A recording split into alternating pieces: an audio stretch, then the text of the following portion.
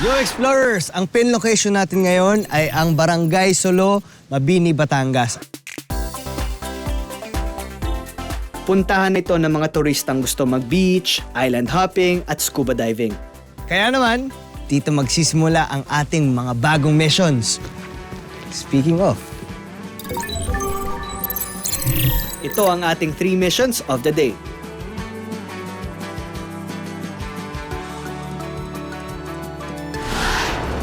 Mission 1.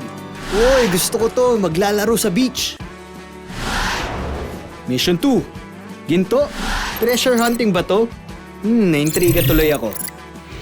Mission 3. Wow, extreme sport. G ako dyan. ready na ba kayo Explorers? Samahan niyo ako. Tara G!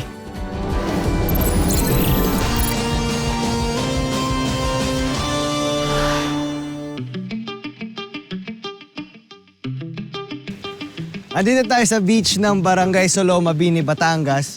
Tapos kung makikita nyo, medyo gray yung sand. Tapos medyo mababato. Sa mga nabasa ko, ang mga beach dito sa lugar na to ng Batangas ay nabuo daw dahil sa pagputok ng mga kalapit na bundok tulad ng Taal Volcano. Ayan o. Ang linaw ng tubig. Gusto ko na mag-swimming pero di pa pwede dahil meron akong kailangan gawin na mission dito sa lugar na to.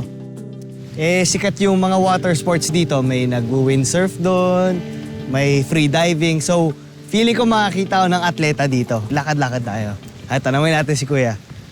Magandang araw, Kuya. Ano itong nililinis ninyo? Yang gamit po to sa windsurfing. Windsurfing? Opo. Ay, ibig sabihin, atleta ho kayo. Yan na. Sakto! Kasi naghahanap ako ng atleta. Miguel, anong pangalan? Denver. Isang windsurfer si Denver John Castillo na dito rin nakatira sa Barangay Solo. Pero hindi niya hobby ang sport na to ha. Member siya ng Philippine Windsurfing Team. Legit na atleta. Pinaliwanag ko sa kanya ang aking misyon at humingi ako ng tulong. Buti na lang pumayag siya maglaro kami ng frisbee. Hindi lang pala legit na atleta legit na mabait.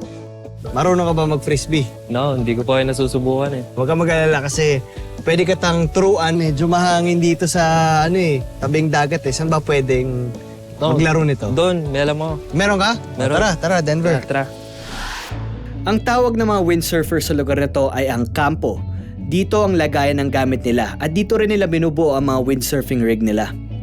Unahin natin ituro ang basic move sa frisbee, ang paghagis. So ang hawak ay pwedeng ganyan o pwede rin ganito. Kung saan ka mas komportable. Check mo, anong mas komportable sa'yo. Pag babato ka, twist mo yung katawan mo, extend mo yung kamay mo, and then pitik. Pero bago tayo lumayo, turuan mo lang kitang sumalaw. Ganito ang tama pagsalo. Tawag dyan, pancake. Nax, feeling frisbee coach lang ako Salo, pancake. Try, pancake. Yon, isa pa. Yon. Ang bilis matuto ng ating atleta. Galing. Ready na siya maglaro. Oh, Gina. Batuhan lang tayo, saluhan, batuhan. Tapos, kung sinong di makasalo, point nung isa. Tapos, race to 3 points tayo. Game? Sige.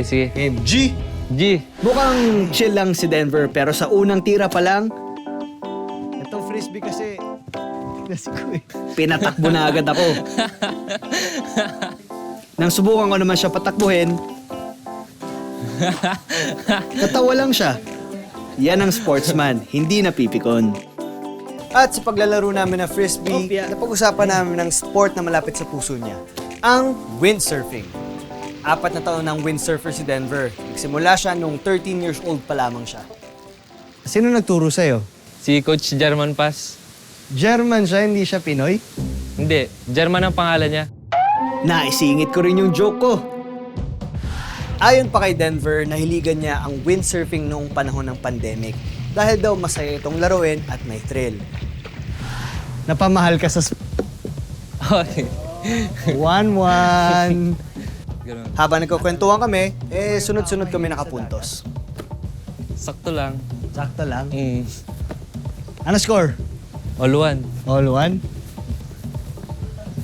Lalayo mo talaga, ha? Kasi kunyari, paano yung bata? 2-2. Challenges, 3-2. Nice game, bro. Nice game. Ako, nanalo ako. Pero for sure, pinagbigyan lang ako ni Denver eh. At ayun na nga, natapos na ang aking first mission. Panalo ako. Maraming salamat. Nice. GG, Denver. nice Uy, game. ano yun? Uy, mission 1 accomplished. Enjoy ka ba? Enjoy ako. Ako, nag-enjoy ako eh. Kasi hindi ko na malaya na natapos na yung mission dahil ang ganda ng kwentuhan natin. Natuto ko mag-frisbee. At pag naglalaro ka talaga ng sports, nag-e-enjoy kayo. Oo, talaga. Lalo't bago yan eh.